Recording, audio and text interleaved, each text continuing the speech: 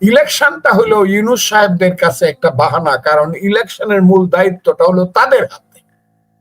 এটা হলো তাদের কাছে বাহানা যে শুক্রবারের সকালে যদি বৃষ্টি হয় তাইলে ইলেকশন দিব, যেহেতু বৃষ্টি হয় নাই শনিবারের রাত্রে যদি অন্ধকার হয় তাইলে ইলেকশন দিব। অথবা তেঁতুল গাছ একটা লাগাইছি, 1.5 বছর বয়স হয়েছে, 1.5 বছর বয়সে যদি তেঁতুল গাছে যদি তেঁতুল ধরে তাহলে সঙ্গে সঙ্গে ইলেকশন দিব, তা না হইলে 6 বছর অপেক্ষা করতে হবে।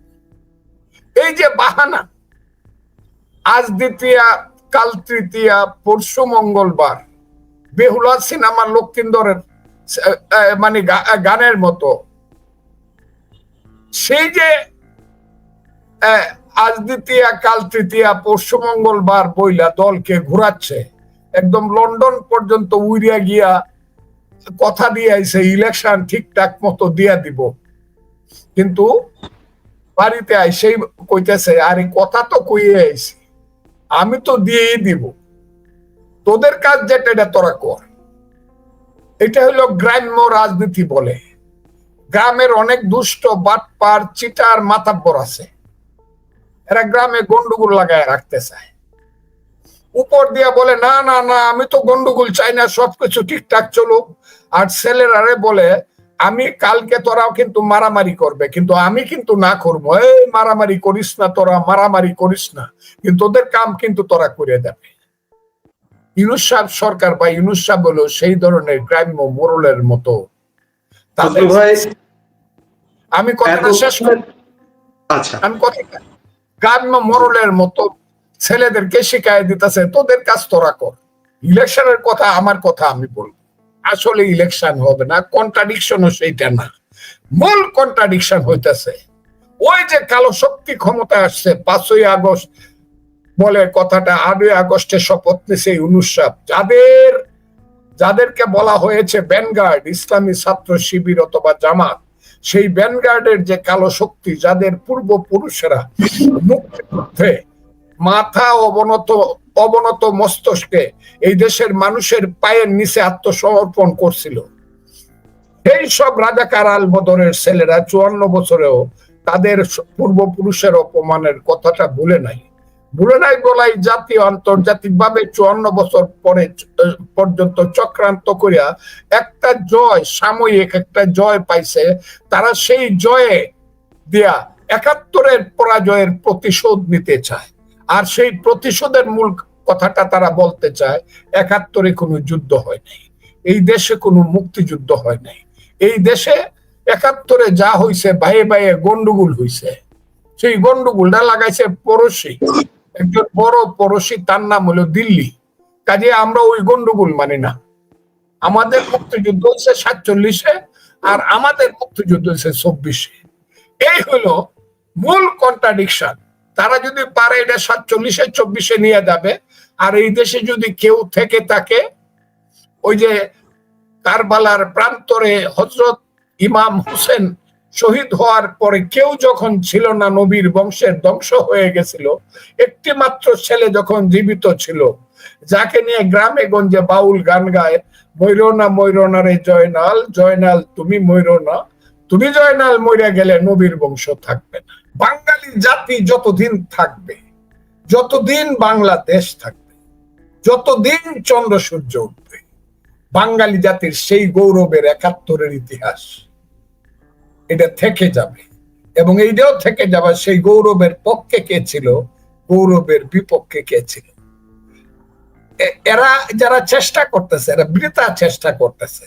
এদের একটাই চেষ্টা হওয়া উচিত ছিল, যদি এরা মানুষ হইতো, ওই দিন সোহরাওয়ার্দী উদ্যানে 19শে জুলাই দাঁড়ায় প্রথমেই বলা উচিত ছিল আমরা ক্ষমা প্রার্থী, বাঙালি জাতি বাংলাদেশের মানুষ আমরা ক্ষমা প্রার্থী, আমরা অনেকেই জীবিত নাই আমাদের পূর্বপুরুষ, কিন্তু তারা অপরাধ করে গেছে মুক্তিযুদ্ধ না করে, মুক্তিযুদ্ধের বিরুদ্ধে গিয়ে আমরা তাদের পক্ষে আমরা ক্ষমা চাই, দল হিসাবে আমরা ক্ষমা চাই, আগামী দিনে আমরা রাজনীতি করতে চাই মুক্তিযুদ্ধ বাংলাদেশকে মেনে। কিন্তু এইটা মানতে পারে নাই বলে 2বার সেন্সলেস হয়েছে জামাতেরা ওই মাঠে, কারণ মনের সঙ্গে মুখের যে গরমিল, চিন্তার সঙ্গে প্রকৃত চিন্তার সঙ্গে মেকি চিন্তার যে পার্থক্য, সেই পার্থক্যের কারণে জামাতের আমি 2বার সেন্সলেস হয়েছি। একবার সেন্সলেস হয়েছে যখন মিটিং এ দাঁড়াইছে, শুধু লাখে লাখে মানুষ, সাদা টুপি সাদা পাঞ্জাবি গায়ে দেওয়া, কিন্তু এইটা তার চোখে ভাসে নাই।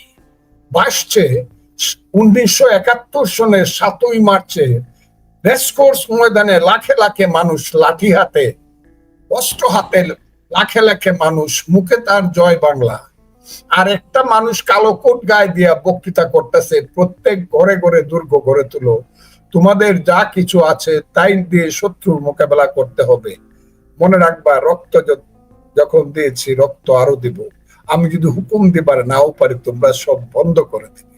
এবারের সংগ্রাম আমাদের মুক্তির সংগ্রাম, এবারের সংগ্রাম স্বাধীনতার সংগ্রাম। এই কথাটা তার ভাইসা উঠছে, তার চোখের মাঝে মনে একটা ধাক্কা দিছে, উনি সেন্সলেস হয়ে গেছে। সেন্সলেস হইয়া তারপরে পানি টানি ডাইলে টাইলে ভালো করছে তাকে, ঠিক আছে, আবার উঠছে, মনে করছে এখন নতুন করে আবার কথা বলবে, নতুন করে উঠছে, পরে দেখে আর আরো ভয়াবহ চিত্র তার সামনে ভাইসা উঠছে। কে চিত্র তার সামনে ভাইসা উঠছে?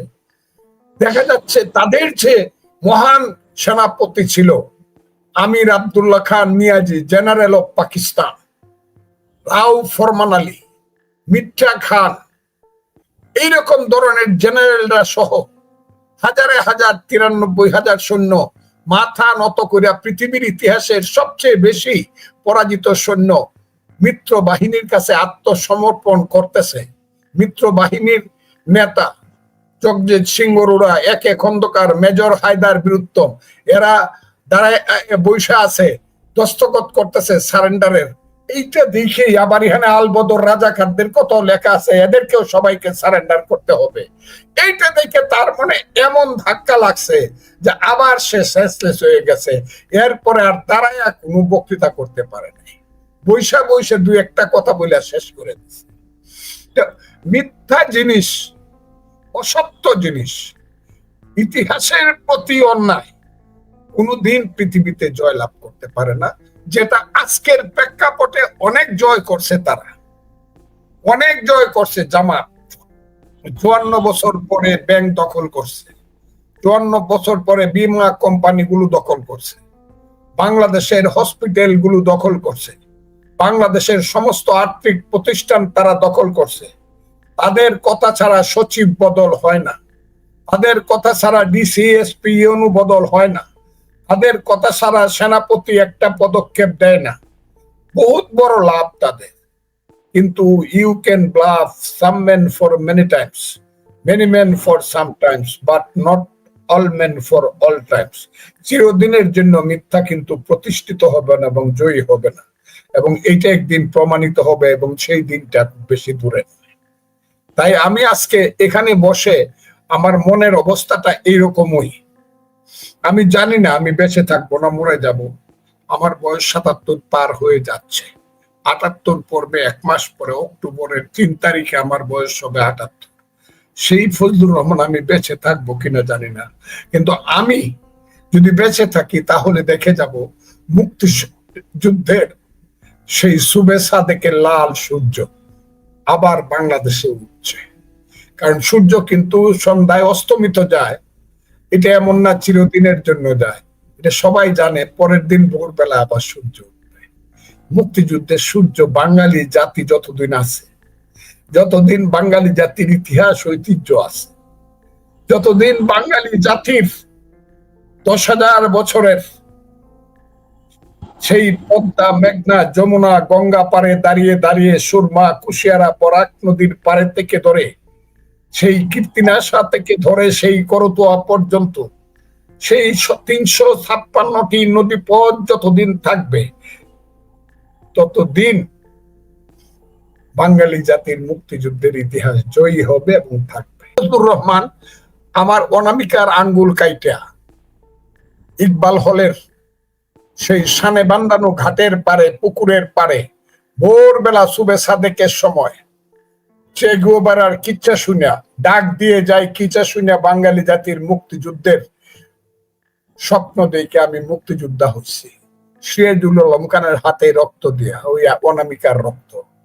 সেই মুক্তিযোদ্ধা হিসাবে আমি বেগম খালেদা জিয়াকে বলছি, আপনি আমাকে নিয়ে আসতে পারেন বিএনপিতে, আমি আপনার জন্য সব করব।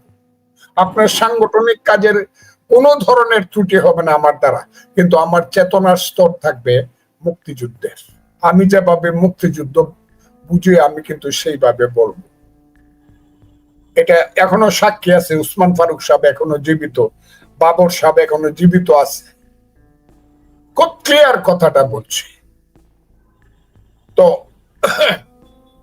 উনি সঙ্গে সঙ্গে হাসি দিয়া বললেন, আমি মিটিং অ্যারেঞ্জ করে দেব, আপনি যে ধরনের বক্তা, আপনার যে বক্তৃতা আমি শুনি, আমি মিটিং অ্যারেঞ্জ করে দেব, আপনি সারাক্ষণ মুক্তিযুদ্ধের বক্তৃতা করবেন। আমি সেই ফজলুর রহমান। কিন্তু কাজে